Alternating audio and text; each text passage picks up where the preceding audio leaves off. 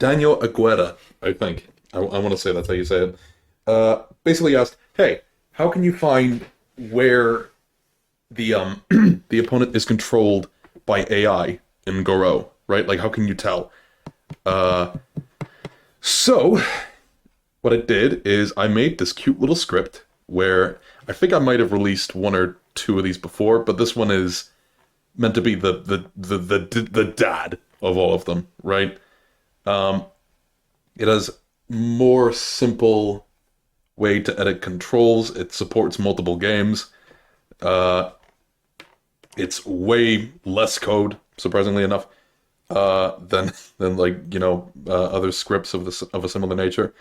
So what I'm gonna do is I'm just gonna talk through all of the shit that the script can do and why it's useful. Uh, so first and foremost, let's just have a fight.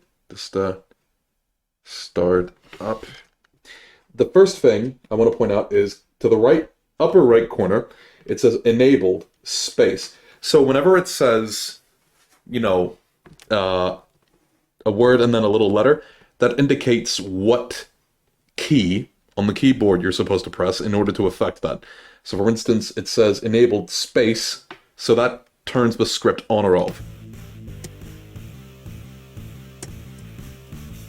This is useful because with the script, it's usually writing something to memory at some point. And if you try to do that with a Neo Geo game, it doesn't like it when you do that. So you can just turn it off, reset. There you go. So let's go through all of the things that it can do. First and foremost, by default, how this works is when you actually load the script and you run it, depending on what game you're playing, it will check if you have a table here with the needed information. Like, okay, we got Garo. So the first one is just the ROM's name. Okay, Garo.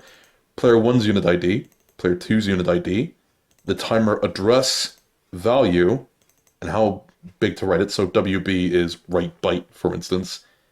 How many players, and the same thing for character select. That's all that you need in order to get this to work with any game that you so want it to. So simple enough.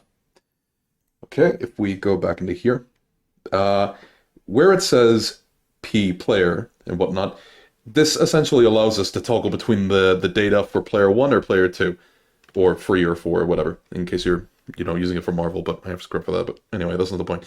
So if we just run this, so for instance, if I move around,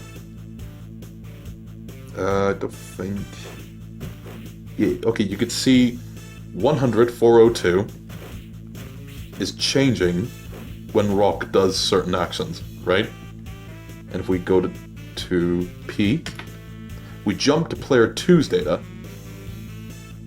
so it's the same thing for him, right? This allows us to quickly compare data and see, differences between the two. I'll get into why that's very, very useful for the AI thing later. So it tells you how long the thing is. It tells you how it got that address.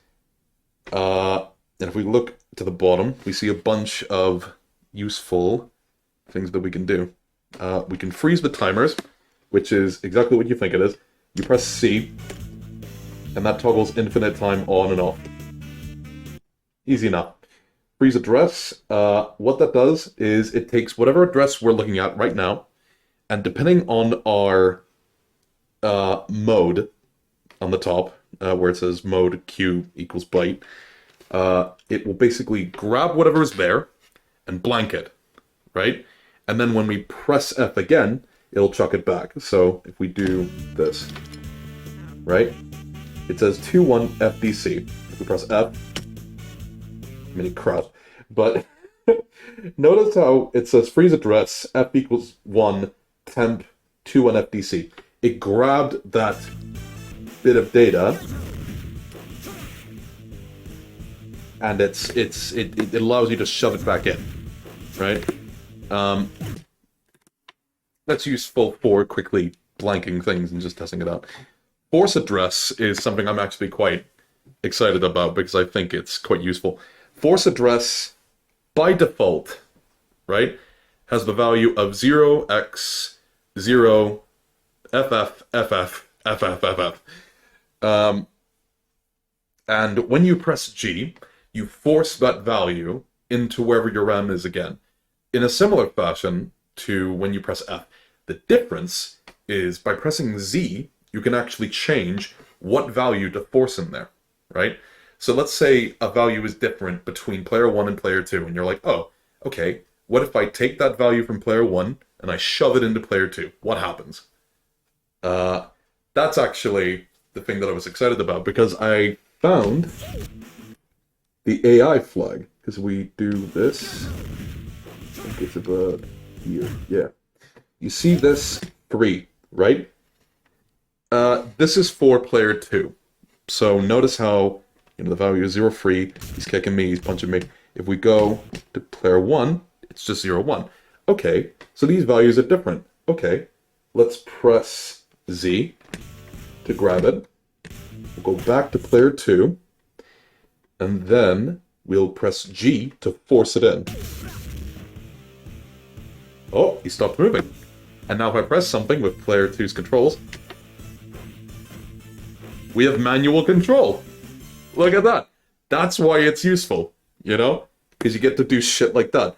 That's how I found that in general, Like, it's very useful for that. X is self-explanatory. Whatever your offset is, it just resets it to 0, so you can start at the beginning of player data right quick. Change address is WASD. It's pretty much exactly what you expect. You can either go up 1 byte. Am I frozen somewhere? Yeah. You can either go up 1 byte, 4 bytes, or go back 4 bytes and go back 1 byte. Ooh, that was gross. Yeah. There's sometimes weirdness like that. Anyway, another useful thing is search value.